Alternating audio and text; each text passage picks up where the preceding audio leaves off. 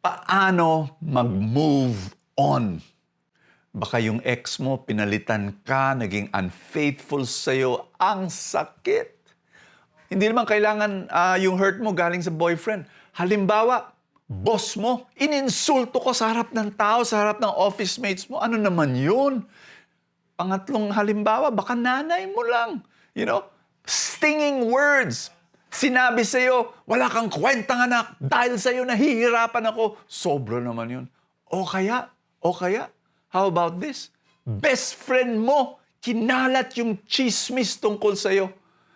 Alam mo, pag ikaw ay nasaktan na ganyan, anong dapat mong gawin? 4 na hakbang kailangan mong gawin. Tingnan natin siya isa-isa.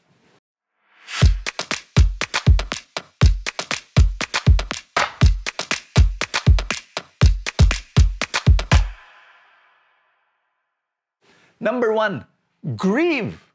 Kailangan iyakan mo. Wag mo sabihin na, baliwala tao, baliwala. Hindi. Kailangan iyakan mo. Saan? Sa 2 lugar. Una, sa harapan ng presensya ng Diyos.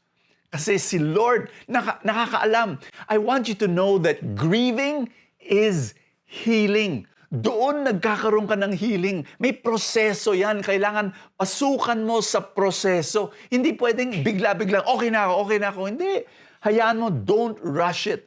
Allow the crying in the presence of God.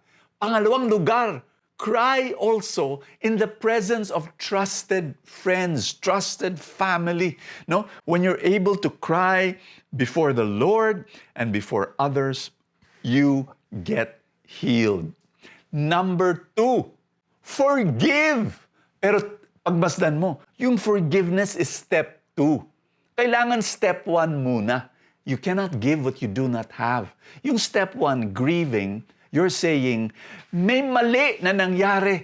May mali na nangyari sa akin. What are you doing? You are validating your feelings. Ibig sabihin, you are loving and caring for yourself. Number 2, dahil ginawa mo yun, you're now going to make a decision and say, I will forgive. Now, listen carefully.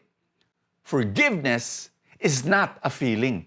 Akala ng mga tao, forgiveness is a feeling. Kaya, hindi ko pa siya pwedeng i-forgive after 18 years. Bakit? May galit pa rin ako. Teka muna. Forgiveness is not a feeling. Forgiveness is a decision and a prayer. Uulitin ko. Baka hindi nyo na-gets. Forgiveness is a decision and a prayer. Kaya, alam mo, pag nahihirapan ka sa feelings mo, kasi galit ka pa, hurt ka pa, pray this prayer. Lord, tulungan mo ako magpatawad. Alam mo, ang galing ng prayer na yun. Kasi sinasabi mo kay Lord, Lord, without you, hindi ko magagawa to. But with you, you can help me forgive. And God's gonna honor that prayer. Which brings me to number 3. Number 1, grieve. Number 2, forgive. Number 3, give. Give ano?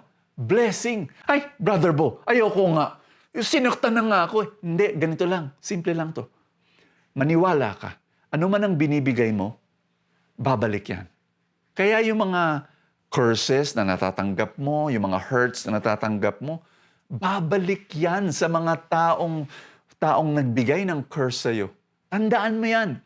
Alam mo, meron rin kikwento. Noong many years ago, Kerygma Magazine, yung aming magazine, yung ating magazine, we would mail that all over the world. Thousands.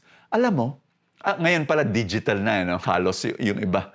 Pero alam mo yung napansin namin after a few weeks, babalik yung iilang mga magazines kasi maling address, wala yung tao doon nung dumating yung mailman, kaya bumabalik. Alam mo, simple lang Pag ininsulto ka, wag mo tanggapin. Huwag mo tatanggapin. At ano mangyayari? It will bounce back. Etong gawin mo. Alam mo, ako nababash sa social media. Oo. Sinasabi, whatever ugly names ang tinatawag sa akin. Alam mo, ginagawa ko, binibless ko sila. Utos ni Jesus yun bless those who curse you. Sinabi ni Lord. So, ginagawa ko, Lord, bless mo naman yung taong to na inis sa akin na kung ano-ano, minumura ako, Lord. Paki-bless mo siya. Biruin mo, Lord. Etong taong ito, baka anong klaseng galit ang may puso.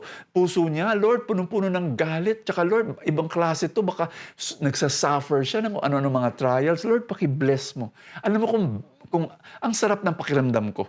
Kasi binibless ko siya. Alam ko, makakatanggap ako ng mas maraming blessing. Nasa gospel natin yan, Luke chapter 6, sinabi ni Jesus, forgive and you will be forgiven. Tapos sinabi pa ni Jesus, give and it shall be given back to you, pressed down, shaken together, and running over. Which brings me to number 4. Step 4. Ano yung number 1? Grieve. Number 2, forgive. Number 3, give a blessing. Ano yung number 4? Leave. Leave the hurt. Leave the past. Leave that person. Face your future. I'll tell you why.